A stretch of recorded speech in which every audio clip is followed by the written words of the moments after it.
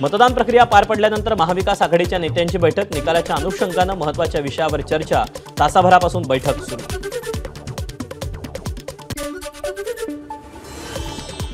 खासदार नारायण राणेंनी घेतली मुख्यमंत्री शिंदेंची भेट, वर्षा निवासस्थानी दोघांमध्ये चर्चा, विधानसभा निवडणुकीच्या पार्श्वभूमीवर भेटीला महत्त्व। भाजपच्या अंतर्गत बूथ लेवलचे एक्झिट पोलचे आकडे समोर, महायुतीची सत्ता येणार। भाजपच्या अंतर्गत एक्झिट पोलचा दावा, महायुती 164, मविया 100 आणि इतरांना 24 जागा मिळण्याचा अंदाज। एक्झिट पोल भाजपचं षडयंत्र, राऊतांची टीका, 23 तारखेला निकाल येईल, मवियाला 160+ जागा मिळतील, संजय राऊतांकडून विश्वास व्यक्त। राज्यात मतदानाची टक्केवारी वाढली, त्याचा फायदा होऊन महायुतीचं सरकार येईल, देवेंद्र फडणवीसांना विश्वास। लाडक्या बहिणींनी सख्या भावाला की सावत्र भावाला मतदान केलं हे शनिवारी कळेल, चंद्रशेखर बावनकुळेंचा महाविकास आघाडीला टोला। लाडकी बहीण योजनेमुळे महिला मतदारांची टक्केवारी वाढल्याची शक्यता नाकारता येत नाही, उपमुख्यमंत्री देवेंद्र फडणवीसांचं वक्तव्य। मुख्यमंत्री पदाबाबत अद्याप चर्चा नाही, निकालानंतर तिन्ही पक्ष बसू आणि निर्णय करू, फडणवीसांची मुख्यमंत्री पदावर प्रतिक्रिया। प्रत्येक कार्यकर्त्याला वाटतं आपला नेता मुख्यमंत्री व्हावा, तसंच भाजप कार्यकर्त्यांना वाटतं की फडणवीसांनी मुख्यमंत्री व्हावं, चंद्रशेखर बावनकुळेंची प्रतिक्रिया। गरज पडल्यास काही अपक्षांना संपर्क साधू, सत्तेच्या जवळ असलेल्या पक्षाला त्यांचे बंडखोर अपक्षच मदत करतात, संजय शिरसाट यांचं वक्तव्य। काँग्रेसला जर नाना पटोलेंना मुख्यमंत्री करायचं असेल तर राहुल गांधी, सोनिया गांधींसह खरगेंनी याबाबत घोषणा करावी, संजय राऊतांचा टोला। राज्यात महायुतीचं सरकार येणार, त्यामुळे काँग्रेसचा मुख्यमंत्री होण्याचा प्रश्नच नाही, प्रवीण दरेकरांचं वक्तव्य, संजय राऊतांना गांभीर्याने घेण्याची आवश्यकता नाही, दरेकरांचा टोला। लाडकी बहीण योजनेचा महायुतीला फायदा होणारच, महायुतीची सत्ता येणारच, चंद्रशेखर बावनकुळेंना विश्वास। मवियाकडून बंडखोर अपक्ष उमेदवारांना संपर्क साधणं सुरू असल्याची माहिती, बाळासाहेब थोरात, जयंत पाटील यांच्या माध्यमातून जे बंडखोर विजय होऊ शकतात अशा उमेदवारांसोबत फोनवरून चर्चा। अनेक ठिकाणी मतदारांचे आधार कार्ड जमा करून पैसे वाटप करण्यात आले, पत्रकार परिषद घेऊन व्हिडिओ दाखवत इम्तियाज जलील यांचा आरोप। प्रणिती शिंदेंविरोधात आंदोलन करणाऱ्या शरद कोळींविरोधात गुन्हा दाखल, कोळी यांच्यासह माजी मंत्री उत्तम प्रकाश अंधारे आणि इतर आंदोलकांवर गुन्हा दाखल। ठाकरे गटाचे उपनेते शरद कोळी यांच्या विरोधात काँग्रेसच्या महिला कार्यकर्त्या आक्रमक, खासदार प्रणिती शिंदेंबाबत खालच्या भाषेत टीका केल्यानं महिला कार्यकर्त्यांकडून शरद कोळींचा पुतळा जाळण्याचा प्रयत्न। शरद कोळींच्या कार्यालयासमोर आंदोलन करणाऱ्या काँग्रेसच्या महिला कार्यकर्त्यांना पोलिसांनी ताब्यात घेतलं, आंदोलनकर्त्यांची शरद कोळींविरोधात जोरदार घोषणाबाजी।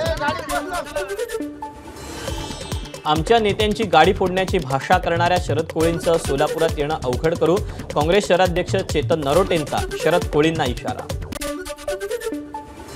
ठाकरे गटाकडून ज्या पद्धतीनं प्रणिती शिंदेंवर टीका करण्यात येते ते बरोबर नाही, सोलापूर दक्षिण विधानसभा मतदारसंघाचे काँग्रेसचे बंडखोर अपक्ष उमेदवार धर्मराज काडादी यांची प्रतिक्रिया। बीडमधील घाटनांदूर मतदान केंद्रात झालेल्या तोडफोडीच्या निषेधार्थ घाटनांदूर बंदची हाक, राष्ट्रवादीचे नेते माधव जाधव यांना मारहाण झाल्यानंतर त्याचे पडसाद घाटनांदूरमध्ये उमटले।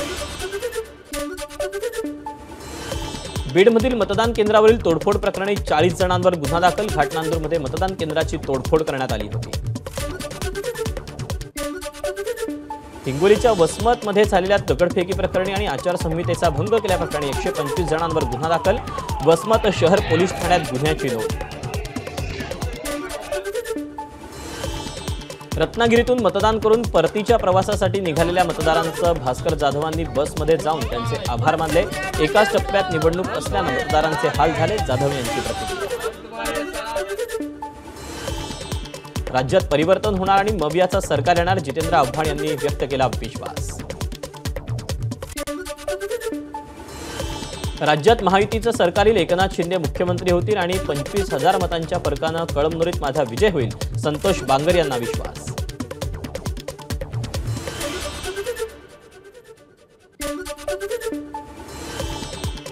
मी 45,000हून अधिक मतांनी निवडून येईन, भरत गोगावलेंकडून विजयाचा विश्वास व्यक्त. तर कोकणात महायुती एक नंबरचा पक्ष असेल, गोगावलेंना विश्वास. रायगडच्या माणगाव शहरात झळकले आदिती तटकरेंच्या विजयाचे बॅनर्स. स्वयंभू प्रतिष्ठानच्या कार्यकर्त्यांना तटकरेंच्या विजयाचा विश्वास. चिंचवड विधानसभा मतदारसंघातील उमेदवार शंकर जगताप समर्थकांकडून बॅनरबाजी. निकालापूर्वीच झळकवले विजयाचे बॅनर्स. अहिल्यानगर शहरात निकालाआधीच झळकले राष्ट्रवादीचे उमेदवार संग्राम जगतापांच्या विजयाचे बॅनर. तिसऱ्यांदा आमदारपदी निवड झाल्याबद्दल अभिनंदन, अशा आशयाचे बॅनर. ठाण्यामधील प्रति शिर्डीमध्ये संजय केळकरांकडून सेवा. संजय केळकर हे ठाणे शहर मतदारसंघातील भाजपचे उमेदवार. ठाण्यातील मनसेचे उमेदवार अविनाश जाधवांनी कार्यकर्त्यांसोबत मिसळ खाण्याचा आनंद लुटला. आपला विजय निश्चित असून महाराष्ट्रात मनसे किंगमेकर ठरेल, अविनाश जाधवांना विश्वास. अकोला जिल्ह्यातील मूर्तिजापूरचे भाजप उमेदवार हरीश पिंपळेंची पायी शेगाव वारी. 90 किलोमीटर वारी करून गजानन महाराजांचं दर्शन.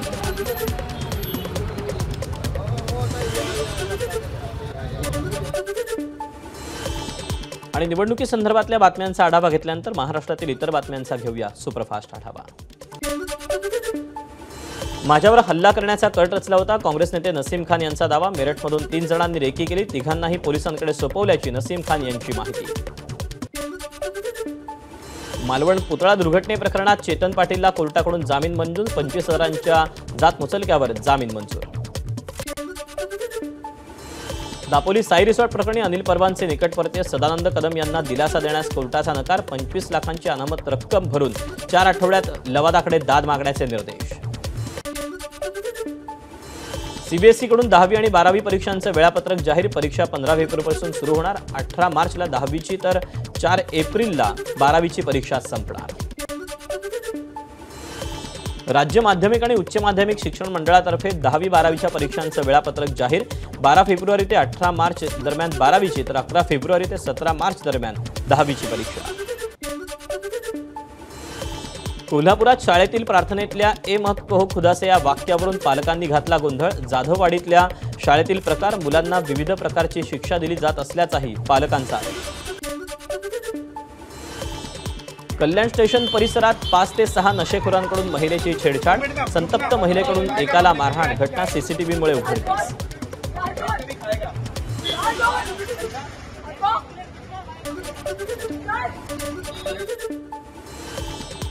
कोल्हापुरात शाळेचं गेट अंगावर पडून 6वीत शिकणाऱ्या विद्यार्थ्याचा मृत्यू. करवीर तालुक्यातील केर्ले गावातली घटना. कुमार हायस्कूल शाळेतला हा विद्यार्थी असल्याची माहिती. नवी मुंबई आंतरराष्ट्रीय विमानतळासमोरील डोंगरावर असलेल्या अनधिकृत दर्ग्यावर कारवाई. विमानतळाच्या सुरक्षेच्या दृष्टीनं सिडको आणि पनवेल पोलिसांची कारवाई. धीरेंद्र शास्त्री यांच्या नव्या वक्तव्यानं वाद होण्याची शक्यता. मंदिर किंवा मशिदीत वंदे मातरम म्हटलं गेलं पाहिजे. हा नियम लागू केला तर देशभक्त कोण आहे आणि राष्ट्रविरोधी कोण ही बाब स्पष्ट होईल. बागेश्वर धाम सरकार धीरेंद्र शास्त्रींचं वक्तव्य. तुळजाभवानी देवीच्या सिंहासन पूजेसाठी ऑनलाईन नोंदणीला आजपासून सुरुवात. मंदिर संस्थांकडून ऑनलाईन नोंदणी करण्याचं आवाहन. राज्यातील अनेक भागात गारठा वाढला. मराठवाडा, उत्तर महाराष्ट्रासह पश्चिम महाराष्ट्रातील तापमानात घट.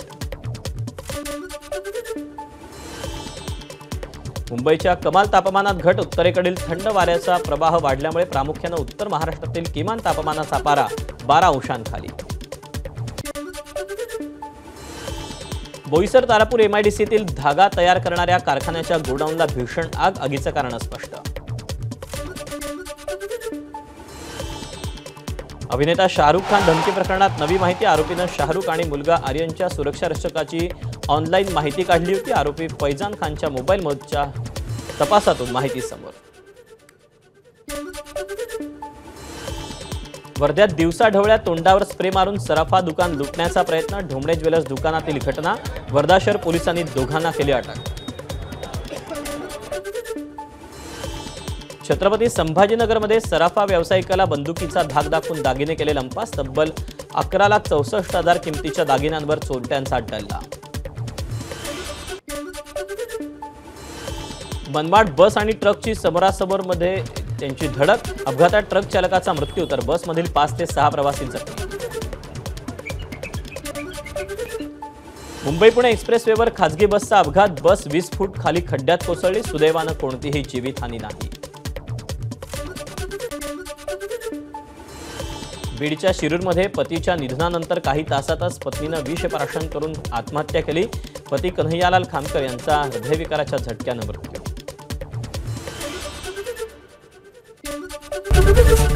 एबीपी माझा, उघडा डोळे बघा नीट.